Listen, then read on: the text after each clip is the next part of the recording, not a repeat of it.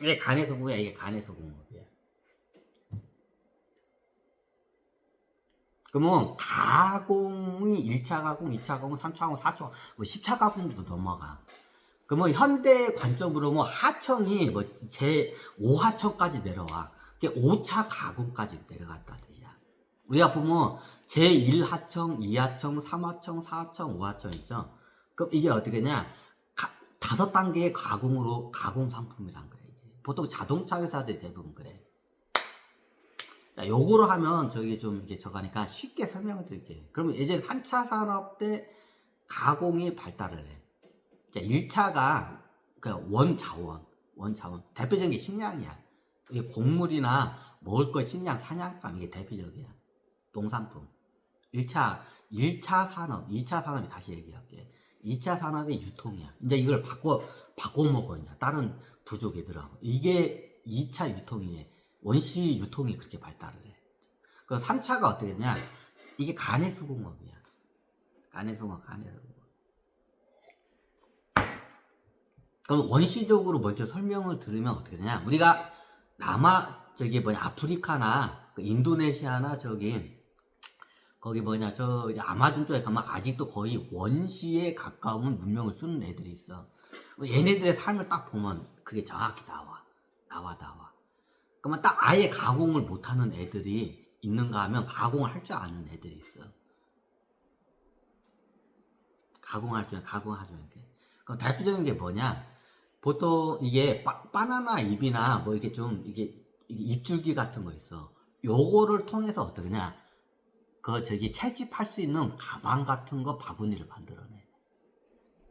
보통 이게 열매 같은 거 채집하려면 가방이나 바구니 같은 게 있어야 돼.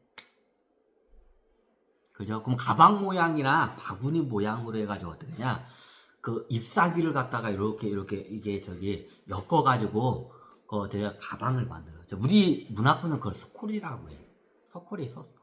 그 얇은 그 대나무 줄기 같은 거 이렇게 엮어가지고 그걸 만들어. 그럼 거기다가 생선이나 곡물 같은 걸 거기다 많이 발려. 이제 우리 어렸을 때만 해도 그걸 썼었어. 다 어렸을 때만 해도 그런 거야. 그러면 이게 어떠냐? 이게 원시 가공 상품이 이게 탄생을 해. 공예 상품이 탄생이죠. 정확히.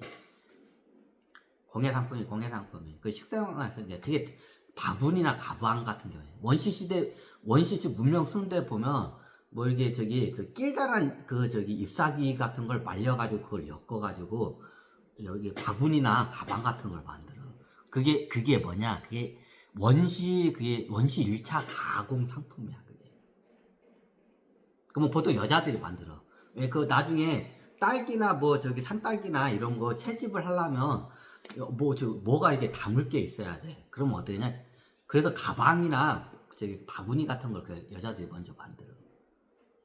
채집을 효율적으로 하기 위해서. 얘가 빨개 벗고 옷도 없고 아무거나 사서 채집을 하면 어떠냐? 자기가 든 요만큼밖에 못 들고 와. 채집을 하면. 그죠? 요만큼밖에 안 돼. 근데 소콜이나 가방을 하면 이거의 100배 이상을 담을 수가 있어. 그죠? 소콜이나 가방 같은 걸 소콜이를 위에다 얹히기도 하죠. 소콜을 얹히거나 아니면 가방 같은 걸 하면 손으로 들고 오는 거에 100배를 들고 올 수가 있어. 효율성이 하늘과 땅 차이야. 그죠? 그것도 1차 가공 혁명이라고 해. 그걸 갖다가. 그 바구니 같은 거예요. 바구니 가방이 1차 가공 혁명이야. 그럼 채집할 때 어떻게 되냐? 멀리까지 가서 많은 그 열매를 갖다 채집이 가능해. 원시시대 때 이렇게 들고 와야 돼. 따가지고. 딱 들고 올 수 있는 게 이게 옷도 없어. 빨개 벗고 다녀. 도구도 없어. 그럼 들고 올 수 있는 게 딱 요거야. 요 사이즈야. 요만큼밖에 못 들고 와. 근데 바구니 갔으면 요거의 100배 정도를 들고 올 수가 있어. 이해가 돼요? 그럼 어떠냐? 이게 대표적인 간의 수공이 바구니나 가방 같은 거야. 원시 1차 가공.